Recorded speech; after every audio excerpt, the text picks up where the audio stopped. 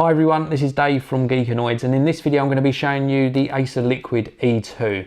Now this is probably a brand that you might not necessarily consider when you're looking for a new smartphone, but certainly it's something that you should consider because this is actually a very good quality smartphone for quite a cheap price. I'm going to tell you how much this is straight away actually. You can pick one of these up unlocked, SIM free, in the UK for round about the £170 mark. That is absolutely amazing considering the price point this comes in at. We've got some specifications on the side. Now the main specs that they're touting on the side of the box are a 4.5 inch screen. It's not full HD, but it is a very good quality screen. Quad core processor and 2 speakers as well, offering up DTS quality sound. Now I'm not sure about that claim of DTS quality sound because I think of DTS as being a home cinema type thing that's going to come out of really high quality speakers, but it has got the DTS sound logo, so it must be good quality. And let's take a look at what we get. So this is how it's presented. Nicely presented in there in a little bag. Let's take the bag out. I'll take a closer look at the actual phone in a short while. And then we've got some packaging. And we're straight into seeing the little quick start guide.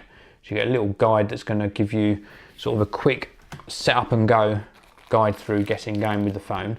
Then we've got hands-free kit, so little inline remote with some standard sort of headphones.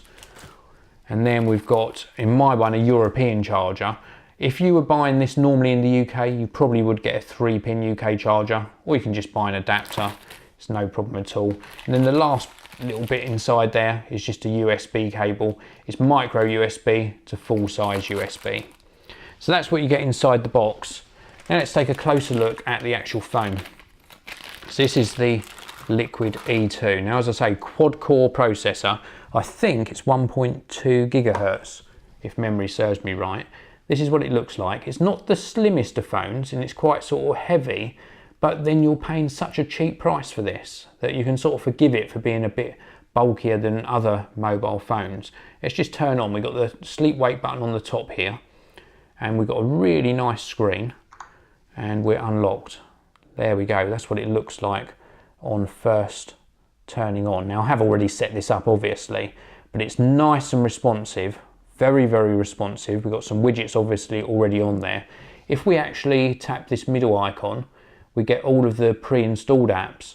And the one thing I have liked about this so far, in my little play with it before unboxing, is that it's almost vanilla sort of Android. And what I mean by that is the overlay that Acer put on here hasn't changed a lot. It's a very sort of raw experience, so I do like that.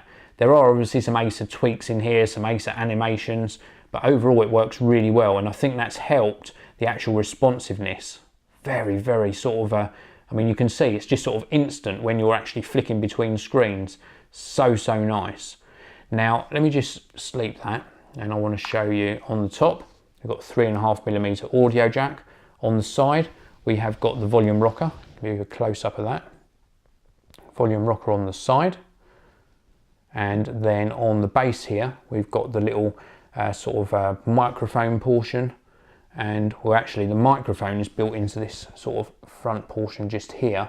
We've got the actual micro USB connector on the bottom there, and then we've also got a little piece where you can put your thumbnail to pull off the back so you can gain access to the battery.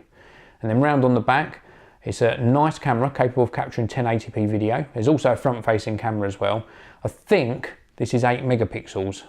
I think, don't quote me on that, but I'm pretty sure it's 8 megapixels. And then you can see these 2 really quite pronounced speakers on the back. Now I've had a quick listen to them and they are very good speakers. As I say, I don't know if you can call it DTS quality sound, but very good speakers indeed. And then if I just give you a quick look on the front, you're probably going to see a reflection of my camera. Yes you are, but you can see on the front we've got some nice sort of design styling on the front there. And we've also got some sort of touch sensitive buttons down the bottom of the phone. So really nice. And obviously that front facing camera you can see just up here in this corner. So that's it really for my sort of first look. I'll let you know what I actually think. And I've only really sort of used this for about sort of 10 minutes in all fairness.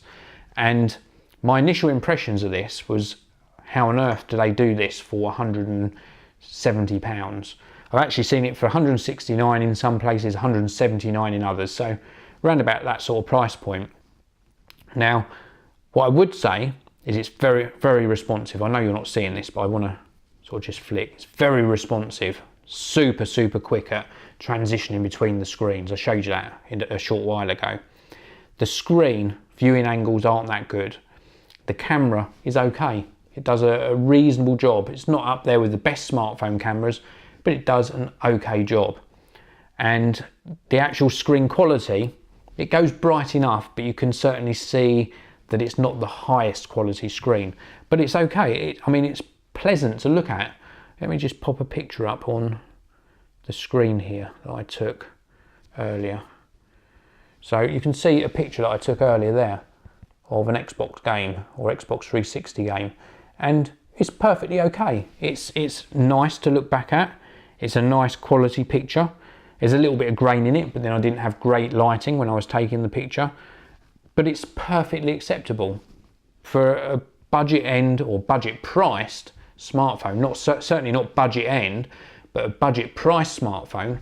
Really, really good. I also liked, let me just show you that top portion there. You can see just above the Acer logo, you can see a little sort of red portion there on the earpiece, a bit that you'd sort of hear incoming calls through.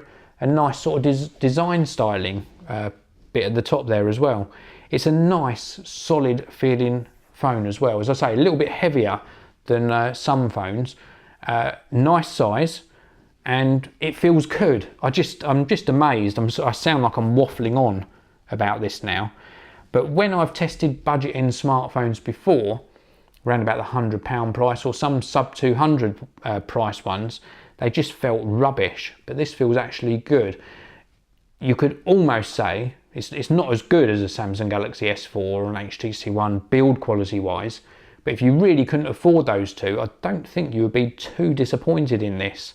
If you hadn't seen the screens on those other high-end smartphones, this is perfectly acceptable. A really good job. This is the Acer Liquid E2. So if you're in the market for a budget price smartphone that's got some really good specifications, feels nice in the hand, nice specifications, quad core as well, and running the latest version of Google Android Jelly Bean, check this one out. Really, really good smartphone. This is the Acer Liquid E2. Thank you very much for watching this video. Hope you've enjoyed it. Please do hit that like button as always, because that really does help me, and I'll see you all in the next one.